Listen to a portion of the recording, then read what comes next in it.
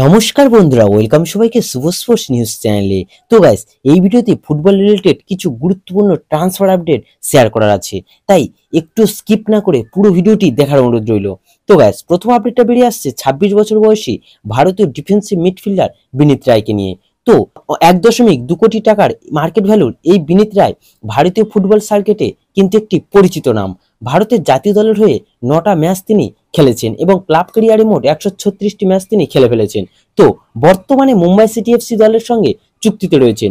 তবে এই মে মাসেই বিনীত রায়ের সঙ্গে চুক্তি শেষ হয়ে যাচ্ছে মুম্বাইয়ের, আর সেই কারণে এই বিনীত রায়কে দলে নেওয়ার জন্য আগ্রহী প্রকাশ করেছে কলকাতার আরেক প্রধান ইস্টবেঙ্গল। তো এই মুহূর্তে ইস্টবেঙ্গল দলে বেশ ভালো রকমই একজন ইন্ডিয়ান ডিফেন্সিভ মিডফিল্ডারের প্রয়োজন রয়েছে, আর তাই ফ্রি এজেন্ট হিসাবে বিনীত রায়কে দলে নেওয়ার জন্য বেশ কিছুদিন আগে থেকে কথাবার্তা চালাচ্ছে ইস্টবেঙ্গল। তো এখন যেটা শোনা যাচ্ছে বা সূত্র মারফত বেরিয়ে আসছে, এই বিনীত রায়ের সঙ্গে ইস্টবেঙ্গল প্রি কন্ট্রাক্টে সাইন করে রেখেছে। তো শেষ মুহূর্তে যদি কোনো অঘটন না ঘটে, তাহলে আগামী সিজনে ইস্টবেঙ্গল জার্সি পরেই মাঠে আমরা দেখতে পেতে পারি বিনীত রায়কে। নেক্সট আপডেটটা বেরিয়ে আসছে 26 বছর বয়সী ভারতীয় রাইট উইং এর প্লেয়ার লাল ইনজুয়ালা ছান্তেকে নিয়ে। তো 2.8 কোটির মার্কেট ভ্যালুর এই প্লেয়ারটি ভারতীয় ফুটবলে বা আইএসএল এ নিজেকে বেশ প্রমাণিত করেছে। তো এই ছান্তে বর্তমানে খেলছেন মুম্বাই সিটির হয়ে, আর মুম্বাই সিটির হয়ে এই মৌসুমে 20টা ম্যাচ খেলে 5টা গোল ও 5টা অ্যাসিস্ট তিনি অলরেডি করে ফেলেছেন।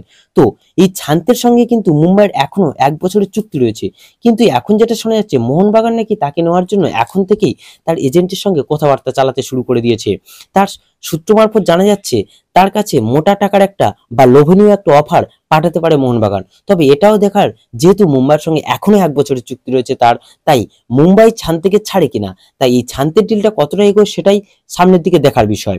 তো নেক্সট আপডেটটা হলো 28 বছর বয়সী অস্ট্রেলিয়ান সেন্টার ফরওয়ার্ডের প্লেয়ার জাসুয়া সটেরিওকে নিয়ে। তো এই জাসুয়া সটেরিওকে কিন্তু এই সিজনে কেরালা ব্লাস্টার্স সাইন করেছিল, কিন্তু সিজনের শুরুর দিকে প্রি সিজন করার সময় এমনই একটা গুরুতর চোট পেয়েছিল যে সে পুরো সিজনের জন্য সেই সময় ছিটকে যায়। তো এই প্লেয়ারটির সঙ্গে কিন্তু কেরালা 2025 সাল পর্যন্ত একটা লং টার্ম দীর্ঘমেয়াদী চুক্তি করে, কিন্তু মাঝখানে শোনা গিয়েছিল যে যেহেতু এই প্লেয়ারটার চোট আছে তাই তাকে ছেড়ে দিতে পারে, কিন্তু এখন শোনা যাচ্ছে কেরালা পরের সিজনে আবারও তাকে নিয়ে আসতে পারে, কারণ এই মুহূর্তে সে চোট সারিয়ে খেলার জন্য প্রায় তৈরি।